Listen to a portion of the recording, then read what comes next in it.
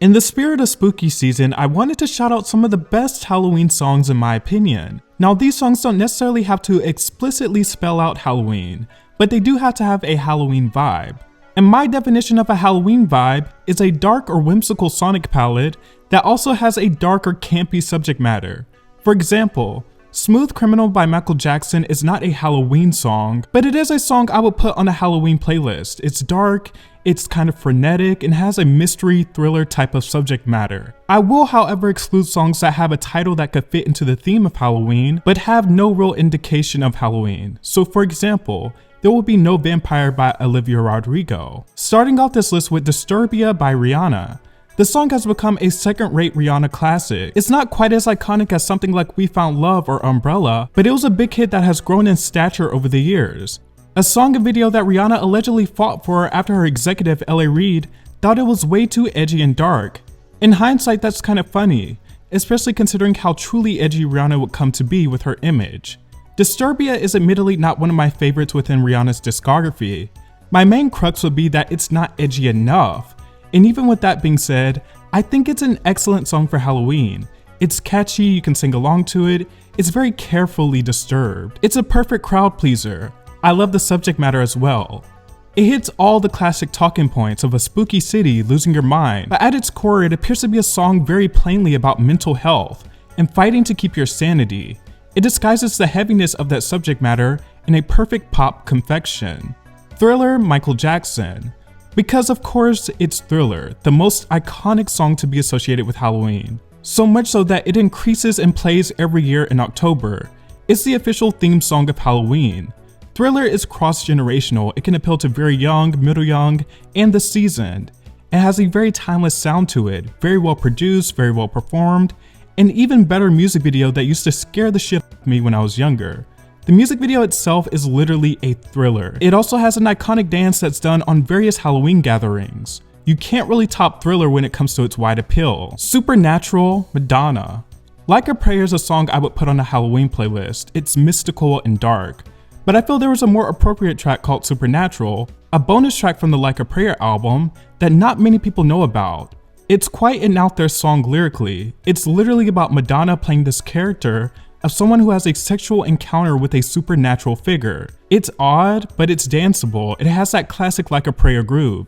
It's an alluring track, more whimsical than scary. I Put a Spell on You, Screamin Jay Hawkins. Screamin Jay Hawkins is known as one of the pioneers of shock and goth rock. Screamin Jay Hawkins was a true character, and nothing better shows that than his signature hit I Put a Spell on You. His deep baritone voice screaming out I put a spell on you because you're mine is unrelenting. The instrumental never does too much. It's Screamin Jay Hawkins who completely commands the song. It's eerie, aggressive, but also palpable. Nina Simone has a more elegant rendition, but Screamin Jay Hawkins' original version is the version that's most appropriate for Halloween. Bloody Mary, Lady Gaga.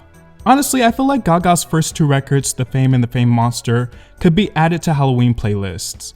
But I selected a song that felt most appropriately Halloween. The hit song that is Bloody Mary, which uses a combination of biblical references to Mary Magdalene and Bloody Mary folklore to paint a picture of a woman suffering. The song flutters between this light angelic vocal tone and dark deep vocal passages. It manages to be edgy and affecting without even sounding like it's trying. The song has come to be associated with the Netflix show Wednesday, which also has spooky themes, but it's really one hell of a Halloween song. Its sister song Judas would also fit into this category.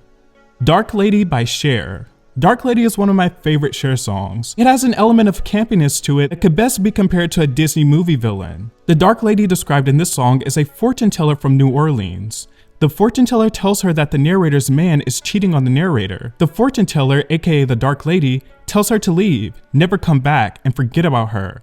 But the epic plot twist in this song is that the narrator remembers the scent of the Dark Lady's perfume being in her home. So she sneaks back to the Dark Lady's place and catches the Dark Lady with her man. In a fit of rage, she kills both her man and the Dark Lady. As the song says, Dark Lady would never turn the card up anymore. This is the type of story that camp pop dreams are made of. It's an underrated classic and good storytelling for a pop song. Bury a Friend by Billie Eilish. How could I not add Billie Eilish, whose debut album When We All Fall Asleep Where Do We Go feels tailor-made for Halloween, from its cover to its sonic palette to its music videos. Bury Your Friend has screams, an atypical pop song structure, and it's from the perspective of a monster under the bed. It's so sophisticated and smart with its intensity, it is convincingly unsettling.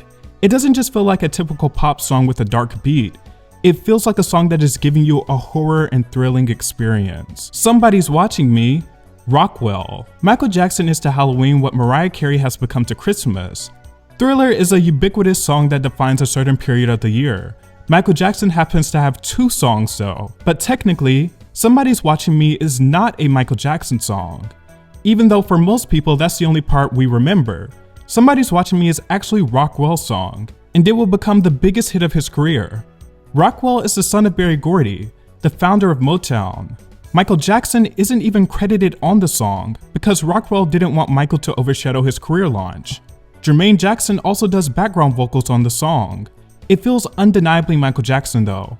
There's something so prophetic about the biggest star to ever live, singing about someone always watching him, and not having privacy. It's also a foreshadowing to the themes of paranoia that would be discussed heavily in Michael's later career. This song could have comfortably fit on Thriller. It's catchy, dark, and toys with creepiness, but is light enough for mass appeal. Dracula's Wedding, Outkast, and Khalees. Dracula's Wedding by Outkast and Khalees sounds like a Halloween song that I'd expect to hear in the year 3000. Nothing about it is traditional, it's not really spooky, but it is a bit unorthodox, but it's fun. In this song, Andre 3000 plays Dracula, while Khalees plays his wife. There's a ton of Dracula and vampire references, and basically, it seems to be symbolic of how scary it can be to start a new relationship. It is such a good and interesting song. But that about concludes my best Halloween songs list. And just a reminder, this list is not numbered, it's just a good collection of songs. Let me know what your favorite Halloween song is down below, and let me know what song you have been playing the most during this season. Don't forget to like, share, and subscribe. Thanks for watching. Bye.